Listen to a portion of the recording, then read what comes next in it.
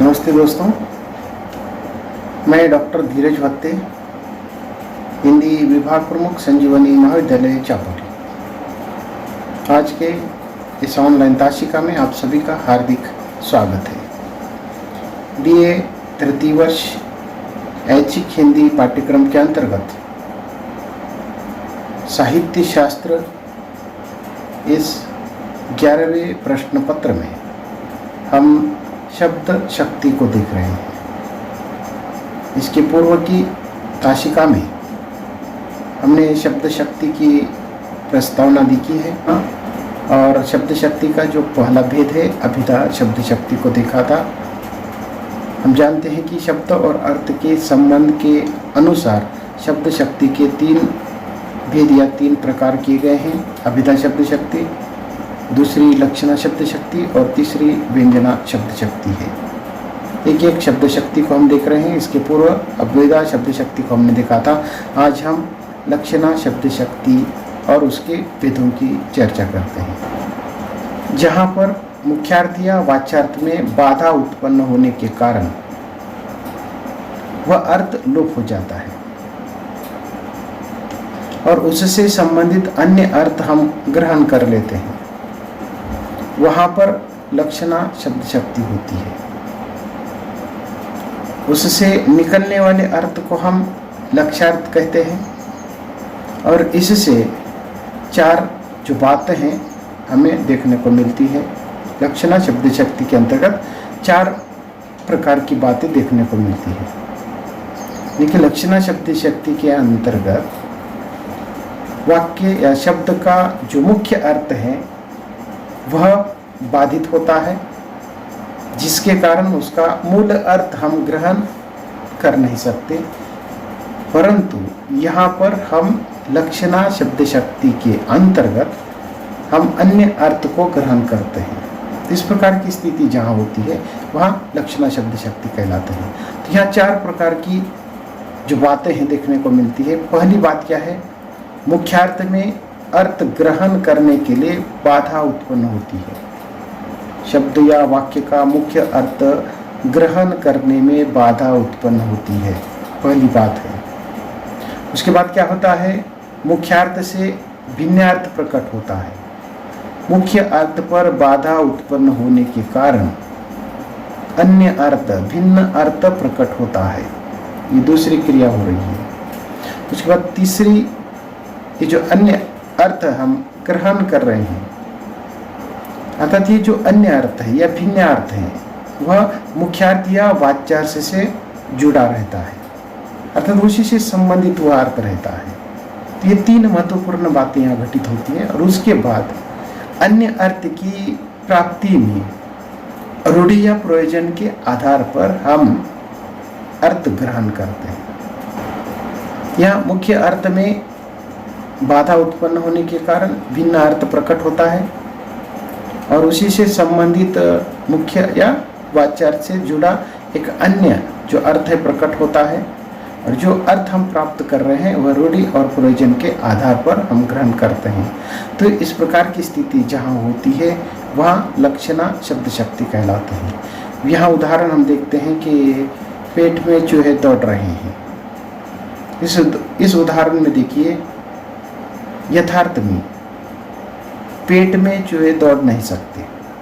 जैसे कि पेट में चूहे दौड़ रहे हैं, किसी के पेट में चूहे दौड़ते हैं? नहीं। इसका सीधा सादा अर्थ यानी कि जिसको हम मुख्यार्थ या वाच्यार्थ कहते हैं वो बाधित हो रहा है। इस अर्थ को हम ग्रहण नहीं कर रहे हैं, परंतु मुख्य अर्थ से संबंधित जो अन्य अर्थ हैं वह यहाँ प्रकट हो रहा है। जैसे कि यहाँ यथार्थ में किसी भी व्यक्ति के पेट में चूहे दौड़ नहीं सकते, अर्थात यहाँ पर मुख्यार्थ या वाच्यार्थ में बाधा उत्पन्न होती है। इसीलिए मुख्यार्थ या वाच्यार्थ यहाँ लोप होता है और हम रूढ़ि के आधार पर हम इस वाक्य का जो अर्थ ग्रहण कर रहे हैं, जैसे कि पेट में चूहे दौड़ रही हैं, रूढ़ि के आधार पर हम क्या अर्थ ग्रहण करते हैं कि भूख लगी है, भूख लगना, ये अर्थ हम ग्रहण करते हैं। तो इस प्रकार जैसे कि यहाँ वाक्य का जो मुख्य अर्थ है वह बाधित होता है, जिससे हम उसका मुख्य अर्थ ग्रहण न करते हुए उसी से संबंधित जो अर्थ है उसको हम लक्ष्यार्थ भी कह सकते हैं। हमारा लक्ष्य क्या है, उद्देश्य क्या है, कहने का मतलब क्या है। जैसे कि पेट में चूहे दौड़ रहे हैं, हमारे कहने का उद्देश्य क्या है कि भूख लगी है, बहुत जोरदार भूख लगी है, हमें कहना है, हमारा उद्देश्य क्या है, तो हम उस उद्देश्य के अर्थ को या लक्ष्यार्थ को हम ग्रहण करते हैं। और इस प्रकार की स्थिति जहाँ होती है वहाँ लक्षणा शब्द शक्ति कहलाते हैं। तो ऐसे कई सारे उदाहरण हम देख सकते हैं कि मेरा कुत्ता शेर है। इस उदाहरण में देखिए कि मेरा कुत्ता शेर है, अर्थात किसी का कुत्ता शेर होता है नहीं है, कुत्ता कुत्ता होता है, कुत्ता शेर नहीं होता है। लेकिन जो मूल अर्थ है कुत्ता शेर है, ये मूल अर्थ बाधित हुआ। उससे संबंधित जो अर्थ है, कहने का मतलब या कहने का उद्देश्य क्या है, लक्ष्य क्या है, तो मेरा कुत्ता शेर के जैसा शूरवीर है ये कहना है। तो इस प्रकार का अर्थ हम ग्रहण करते हैं। ऐसे कई उदाहरण हम देख सकते हैं, जैसे कि रुपेश गधा है, रुपेश व्यक्ति है, व्यक्ति गधा नहीं हो सकता है, लेकिन रुपेश का व्यवहार गधे के जैसा है, ये अर्थ हम ग्रहण करते हैं। या मेरा कुत्ता शेर का चाचा है, कुत्ता किसी के, यानी कि कुत्ता शेर का चाचा नहीं हो सकता, लेकिन हम उसकी तुलना कर रहे हैं। हमारा जो लक्ष्य है, उद्देश्य है, उसको हम व्यक्त कर रहे हैं। मेरे सिर पर क्यों बैठते हो, कई सारे उदाहरण हैं। सिर पर कोई बैठता है यानी कि दिमाग खाना, उसके साथ साथ सारा घर तमाशा देखने गया है। घर तमाशा देखने जाता है नहीं, तो घर के सारे लोग तमाशा देखने गए हैं। ऐसे कई सारे उदाहरण देख सकते हैं। वोट किसे दो, हाथ को या कमल को। हम वोट ना तो हाथ को देते हैं ना कमल को देते हैं, अर्थात जो भी व्यक्ति है उस व्यक्ति को देते हैं। ये झंडे कहाँ जा रहे हैं, झंडे कहीं नहीं जाते हैं, तो झंडे लेकर वो लोग जाते हैं। वह चंद्रमुखी है, इस उदाहरण में वह चंद्रमुखी है, अर्थात चंद्र मुख होता है नहीं, लेकिन चंद्र की जो सुंदरता है वैसा ये सुंदर मुख है। उसके बाद आलस्य ही मनुष्य का शत्रु है, अर्थात आलस्य कैसे शत्रु हो सकता है, लेकिन वह शत्रु के जैसा व्यवहार करता है।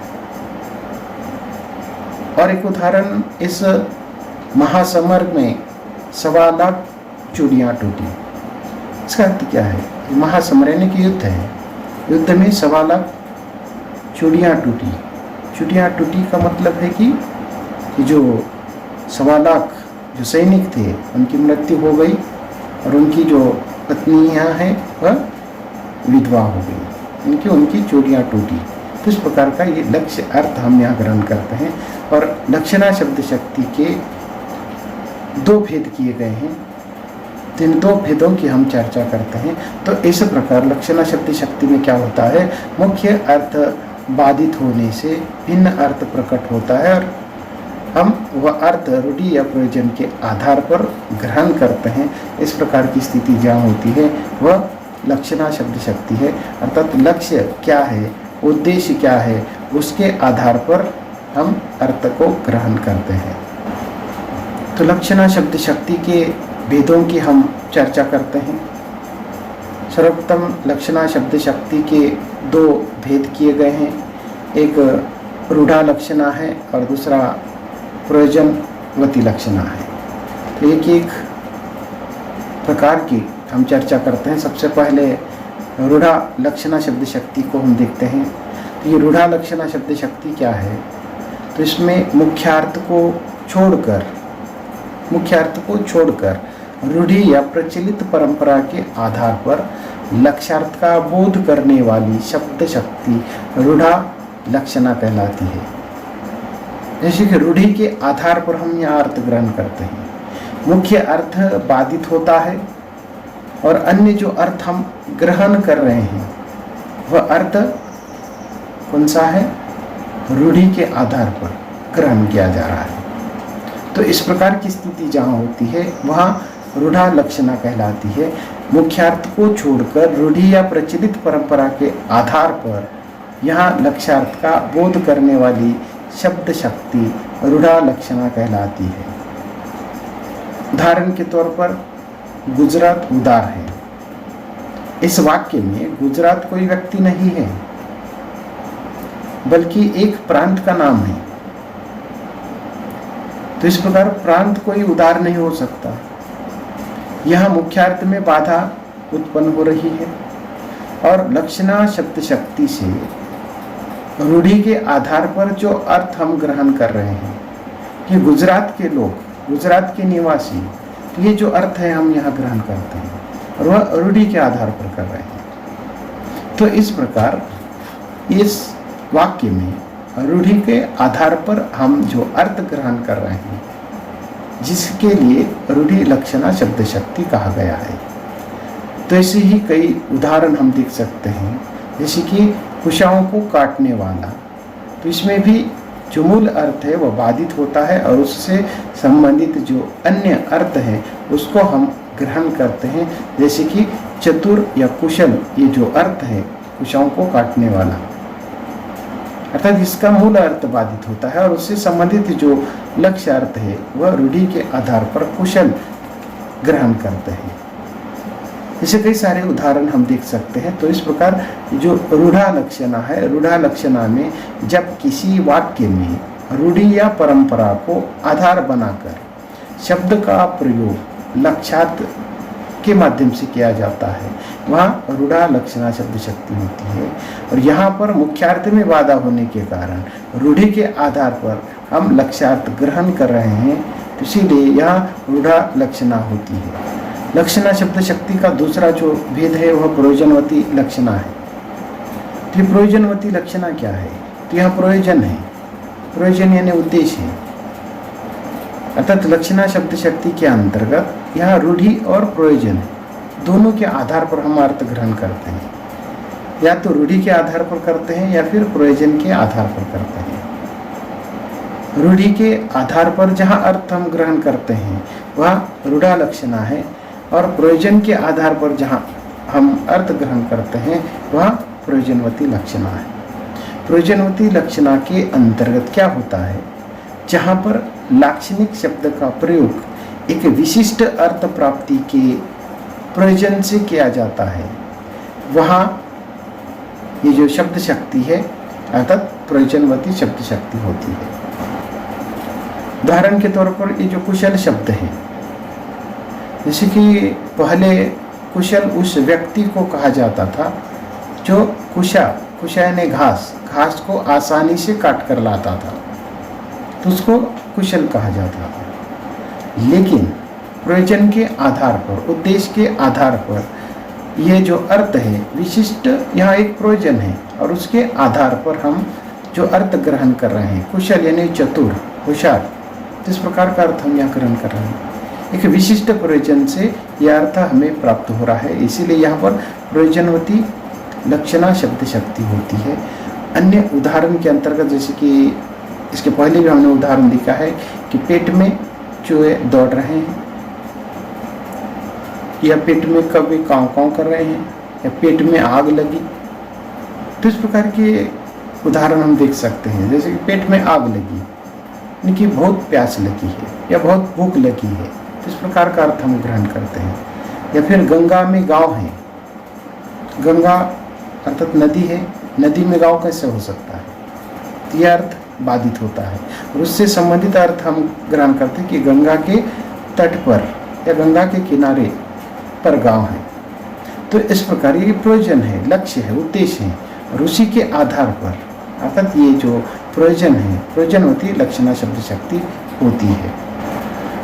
तो इस प्रकार यहाँ इस स्लाइड में आप देख सकते हैं कि लक्षणा शब्द शक्ति के मूलतः दो भेद किए गए हैं। एक रूढ़ि लक्षणा शब्द शक्ति है और दूसरी प्रयोजनवती लक्षणा शब्द शक्ति है। रूढ़ि लक्षणा शब्द शक्ति के अंतर्गत क्या करते हैं? हम रूढ़ि के आधार पर अर्थ ग्रहण करते हैं। कब करते हैं? जब मुख्य अर्थ बाधित होता है और उससे संबंधित या भिन्न अर्थ प्रकट होता है, लेकिन वह अर्थ रूढ़ि के आधार पर प्रकट हो रहा है, और इस प्रकार की स्थिति जहाँ होती है वह रूढ़ि लक्षणा कहलाती है। दूसरा जो प्रकार है वह प्रयोजनवती लक्षणा शब्द शक्ति का है। प्रयोजन का अर्थ उद्देश्य है, लक्ष्य है, हमें क्या कहना है, उद्देश्य क्या है, तो उसके आधार पर, प्रयोजन के आधार पर जहाँ अर्थ को ग्रहण किया जाता है वह लक्षणा शब्द शक्ति है। पुनः प्रयोजनवती लक्षणा शब्द शक्ति के दो भेद किए गए हैं, एक गौणी लक्षणा है और दूसरी शुद्धा लक्षणा है। तो ये दो प्रकार की जो लक्षणा है उसके हम यहाँ उसका जो अर्थ है देखते हैं कि गौणी लक्षणा क्या है। तो गौणी लक्षणा में जहाँ पर दिखाई देने वाले समान गुण अथवा समान धर्म के आधार पर लक्ष्यार्थ ग्रहण किया जाता है वहाँ गौणी लक्षणा शब्द शक्ति होती है या कहलाती है। यहाँ देखिए समान गुण है, गुण धर्म और गुण और धर्म है, समान गुण और समान धर्म।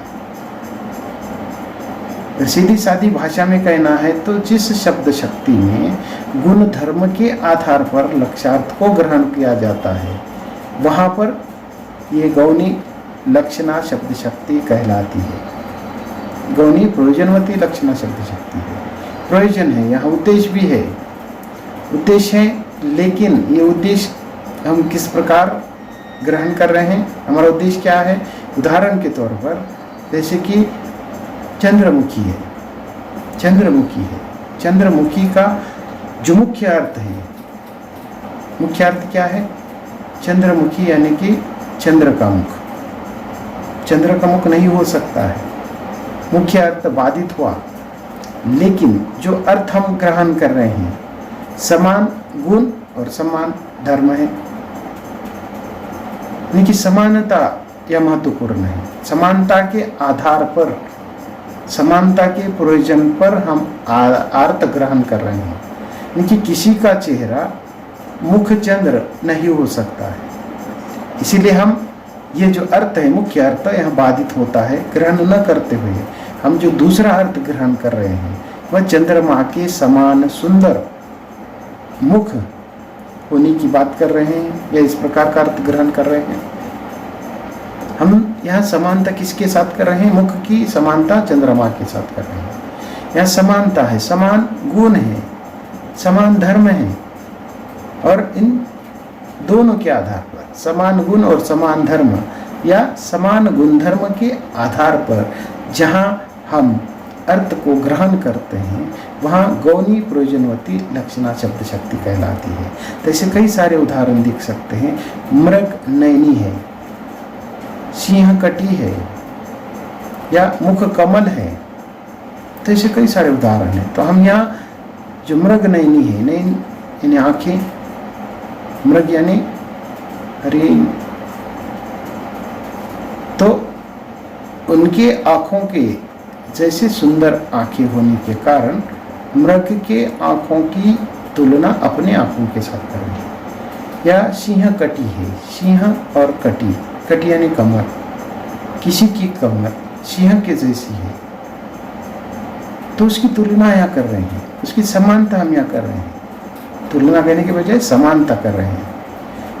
यह मुख कमल है कि किसी का मुख कमल नहीं हो सकता है लेकिन कमल के जैसा सुंदर है। तो इस प्रकार यानी कि समानता के आधार पर जहाँ अर्थ को हम ग्रहण करते हैं वह गौणी प्रयोजनवती लक्षणा कहलाती है। उसके बाद दूसरा जो प्रकार है वह शुद्धा गौणी लक्षणा शब्द शक्ति है।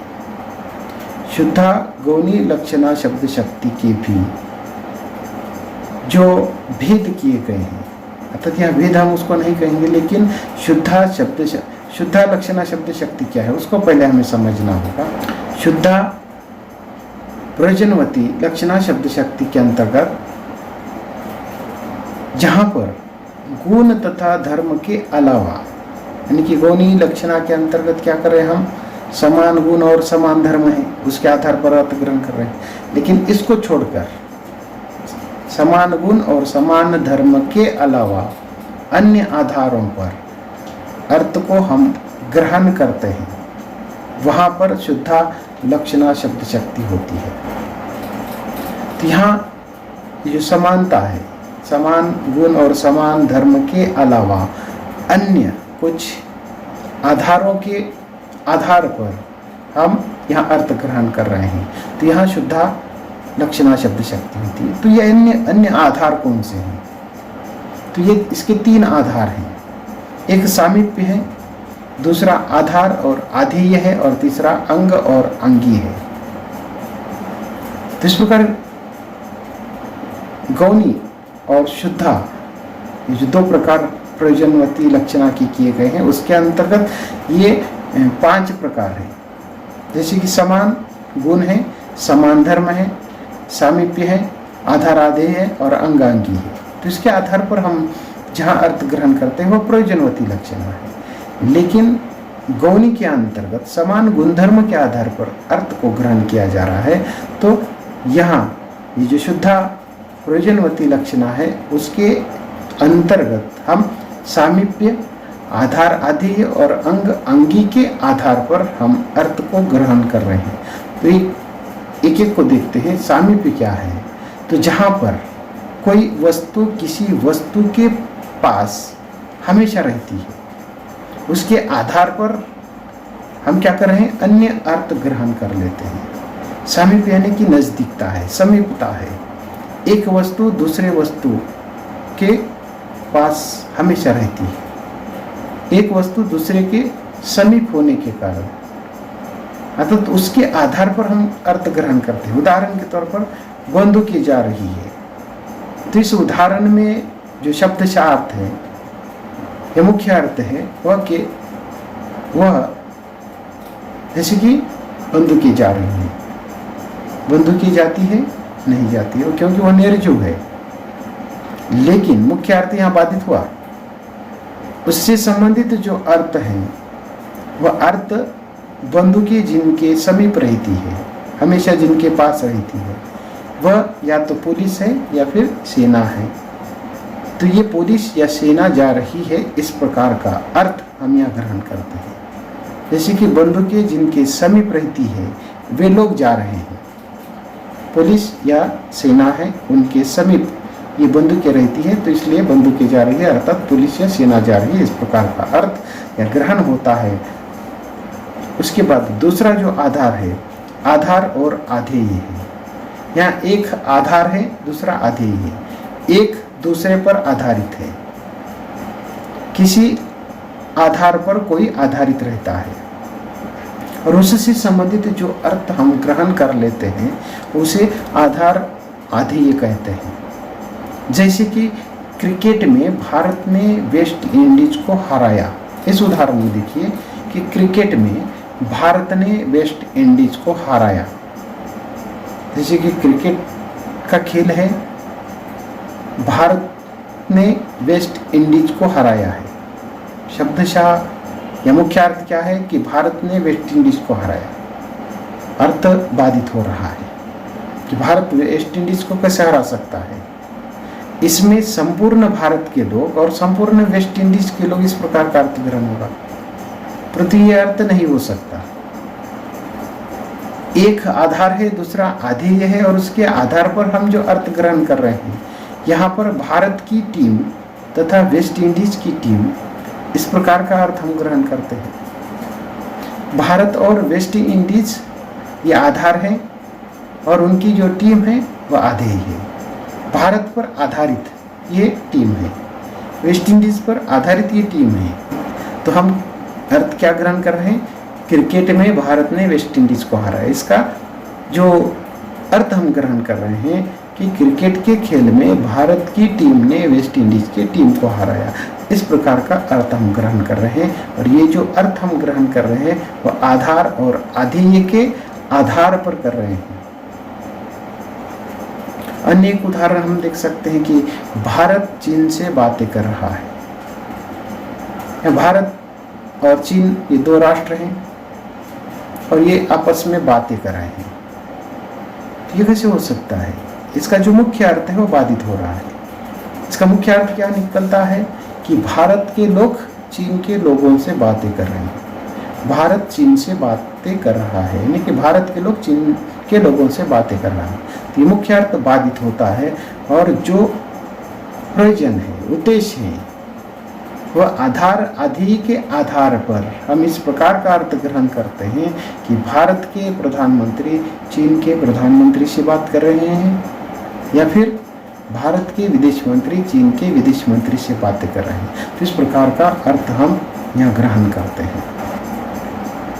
उसके बाद तीसरा जो आधार है वह अंग और अंगी है। एक अंग है, दूसरा अंगी है। अंग का अर्थ है अवयव और अंगी का अर्थ है संपूर्ण शरीर। नहीं कि अंग एक शरीर का एक अंग है, एक अवयव है, एक भाग है।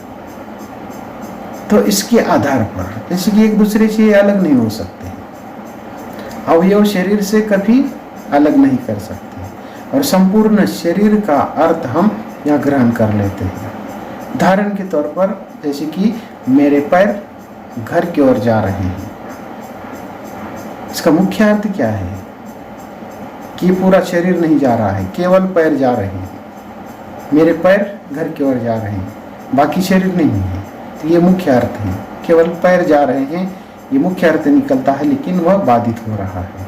तो उसके आधार पर हम क्या अर्थ ग्रहण कर रहे हैं, अंग और अंगी के आधार पर, कि संपूर्ण शरीर, कि मैं घर की ओर जा रहा हूँ, इस प्रकार का अर्थ हम ग्रहण करते हैं। पैर शरीर से अलग होकर तो नहीं जा सकते, इसीलिए हमें मैं घर की ओर जा रहा हूँ, इस प्रकार का अर्थ हम ग्रहण करते हैं। यह अर्थ ग्रहण करना पड़ता है। और इसी प्रकार का और एक उदाहरण हम देख सकते हैं कि वहाँ हजारों हाथ काम कर रहे हैं, वहाँ हजारों हाथ काम कर रहे हैं। हाथ काम कैसे कर सकते हैं? मनुष्य काम कर सकते हैं, मनुष्य का पूरा शरीर काम कर रहा है, लेकिन मूल जो अर्थ है, मुख्य अर्थ बाधित हो रहा है। केवल हाथ, जैसे कि शरीर से हाथ अलग जाकर केवल हाथ काम कर रहे हैं, इस प्रकार का अर्थ होगा। लेकिन यह अर्थ बाधित होता है और उससे संबंधित अर्थ, क्योंकि संपूर्ण शरीर वहाँ काम कर रहा है, कि कई सारे लोग वहाँ काम कर रहे हैं। तो इस प्रकार का अर्थ यहाँ प्रकट होता है। तो ये शुद्धा प्रयोजनवती लक्षणा शब्द शक्ति के आधार पर किए गए तीन उसके आधार है, और इसके आधार पर शुद्धा प्रयोजनवती लक्षणा के अर्थ को हम ग्रहण करते हैं।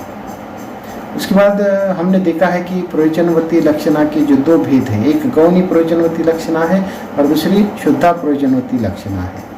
गौणी प्रयोजनवती लक्षणा क्या है कि जहाँ समान गुण धर्म है, गुण भी है और धर्म, या गुण समान है या धर्म समान है, उसके आधार पर हम अर्थ ग्रहण कर रहे हैं। और शुद्धा प्रयोजनवती लक्षणा के अंतर्गत हम समीपता के आधार पर अर्थ ग्रहण कर रहे हैं, आधार और आधेय के आधार पर हम अर्थ ग्रहण कर रहे हैं, और अंग और अंगी के आधार पर हम जहाँ शब्दों का अर्थ ग्रहण करते हैं वहाँ पर शुद्धा प्रयोजनवती लक्षणा शब्द शक्ति होती है।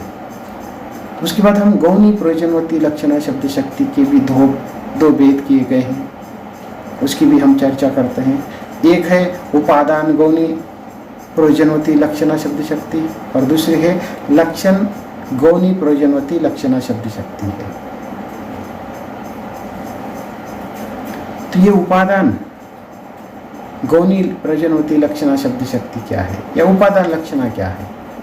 तो जहाँ पर मुख्यार्थ में बाधा उत्पन्न होने के बाद अन्य अर्थ ग्रहण कर लिया जाता है, किंतु मुख्यार्थ पूर्ण रूप से लोप नहीं होता, वहाँ उपादान लक्षणा होती है। तो इस प्रकार यहाँ देखिए कि उपादान लक्षणा शब्द शक्ति के अंतर्गत क्या होता है। लक्षणा शब्द शक्ति का अर्थ क्या है कि मुख्यार्थ बाधित होता है और भिन्नार्थ को हम ग्रहण करते हैं, उसके कई आधार हैं। लेकिन उपादान के अंतर्गत जो मुख्यार्थ है, मुख्यार्थ को भी ग्रहण कर रहे हैं, मुख्यार्थ भी उसके साथ आ रहा है और भिन्नार्थ भी उसके साथ आ रहा है। उदाहरण के तौर पर, उदाहरण द्वार देखो, द्वार यानी दरवाजा, घर का दरवाजा है, द्वार देखो। तो इस वाक्य में केवल दरवाजा देखने का अर्थ नहीं है, इसका अर्थ है कि पूरे घर की रक्षा करो। अर्थात यहाँ पर मुख्यार्थ पूरी तरह से बाध नहीं हुआ है, इसीलिए यहाँ पर उपादान लक्षणा शब्द शक्ति होती है। जैसे कि ये जो उदाहरण है द्वार देखो, जैसे कि हम यानी कि घर के सारे लोग कहीं बाहर गांव जा रहे हैं, पड़ोसी को कहते हैं कि द्वार देखो, यानी कि पड़ोसी को कह रहे हैं कि हमारे घर की रक्षा करो, परंतु द्वार देखो कहने पर यहाँ केवल द्वार देखना है इस प्रकार का अर्थ होगा, ऐसा नहीं है। लेकिन द्वार तो देखना है, द्वार के साथ साथ पूरा घर देखना है, संभालना है, रक्षा करनी है। तो इस प्रकार का अर्थ हम यहाँ ग्रहण कर रहे हैं। तो इस प्रकार यहाँ मुख्य अर्थ भी हम ग्रहण कर रहे हैं और प्रयोजन के आधार पर हमारा जो लक्ष्य है, लक्ष्यार्थ को भी हम यहाँ ग्रहण कर रहे हैं। तो इस प्रकार की स्थिति जहाँ होती है वहाँ पर उपादान गौणी प्रयोजनवती लक्षणा शब्द शक्ति होती है। उसके बाद दूसरा गौणी का जो प्रकार है वह लक्षण गौणी प्रयोजनवती लक्षणा शब्द शक्ति है, या उसको हम लक्षणा शब्द शक्ति कह सकते हैं। तो यहाँ पर मुख्यार्थ अथवा वाच्यार्थ पूर्ण रूप से असंगत या बाध होता है, और उसी से संबंधित जब अन्य जो अर्थ है वह ग्रहण कर लेते हैं वहाँ लक्षण लक्षणा शब्द शक्ति होती है। जैसे कि इसके पहले भी ये उदाहरण हमने देखा है कि पेट में चूहे दौड़ रहे हैं, तो यहाँ जो मूल अर्थ है पूर्णतः यहाँ असंगत है, बाधित हुआ है, और एक भिन्न अर्थ को हम प्रकट कर रहे हैं, और यहाँ उससे संबंधित जो अर्थ है हम क्या ग्रहण कर रहे हैं कि भूख लगी है। तो इस उदाहरण के अंतर्गत मुख्यार्थ अथवा वाच्यार्थ पूर्णतः बाधित हुआ है, लोप हो जाता है, और उससे संबंधित भूख ये जो अर्थ है हम यहाँ ग्रहण करते हैं। उसी प्रकार एक अन्य उदाहरण देखिए, वह तो गधा है, यानी कि व्यक्ति कोई गधा नहीं होता है, या पूर्णतः जो अर्थ है वह बाधित हुआ है, लोप हुआ है, और उससे संबंधित जो अर्थ हम कि वह मूर्ख है, इस प्रकार का अर्थ हम ग्रहण करते हैं। तो जो गौणी प्रयोजनवती लक्षणा का जो पहला भेद है उपादान गौणी प्रयोजनवती लक्षणा, उसके भी पुनः दो भेद किए गए हैं। एक सारोपा उपादान लक्षणा है और दूसरा साध्य वसाना उपादान लक्षणा है। तो सारोपा क्या है? सारोपा उपादान लक्षणा के अंतर्गत जहाँ पर मुख्यार्थ या वाच्यार्थ बाध होने के बाद अन्य अर्थ ग्रहण कर लेते हैं, जहाँ पर उपमेय और उपमान दोनों ही होते हैं, उपमेय भी है और उपमान भी है, दोनों जहाँ पर होते हैं वहाँ पर सारोपा उपादान लक्षणा शब्द शक्ति होती है। उदाहरण के तौर पर जैसे कि सरदार पटेल लौह पुरुष थे, तो इस उदाहरण में देखिए सरदार पटेल लौह पुरुष थे, एक उपमेय है दूसरा उपमान है।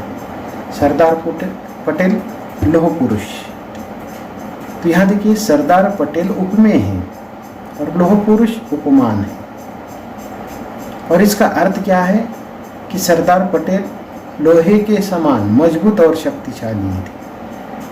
तो इस पर ये जो कोई व्यक्ति जो हाड़ मांस का है, क्या वो लोहे का हो सकता है? नहीं। तो ये जो मुख्य अर्थ है वह बाधित होता है, और उससे जो भिन्न अर्थ हैं हम ग्रहण कर रहे हैं, निकी लोहे के समान मजबूत और शक्तिशाली है। परंतु ये जो अर्थ हम ग्रहण कर रहे हैं तो इसमें एक उपमेय है और दूसरा उपमान है। तो जिस शब्द शक्ति में उपमेय और उपमान दोनों रहते हैं वहाँ ये जो सारोपा उपादान शब्द शक्ति कहलाते हैं। उसके बाद उपादान गौणी का ही दूसरा एक प्रकार है साध्य वसाना उपादान लक्षणा है। यहाँ पर केवल उपमान होता है, उपमेय नहीं होता है, एक होता है।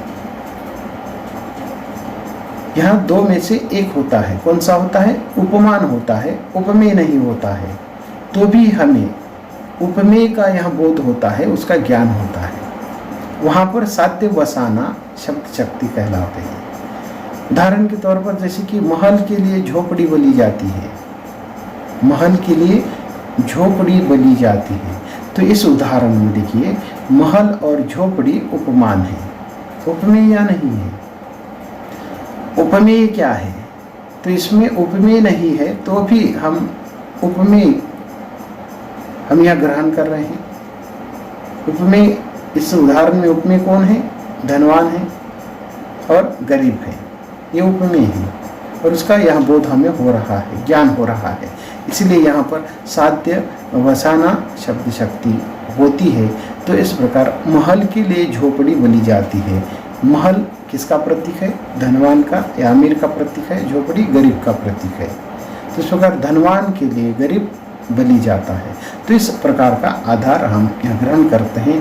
तो इस उदाहरण में एक उपमान तो है लेकिन उपमेय नहीं है। तो इस प्रकार की स्थिति यहाँ होती है, इसीलिए इसे साध्य वसाना उपादान लक्षणा शब्द शक्ति कहा गया है। तो इस प्रकार आज के लिए बस इतना ही हम यहाँ रुकते हैं। धन्यवाद।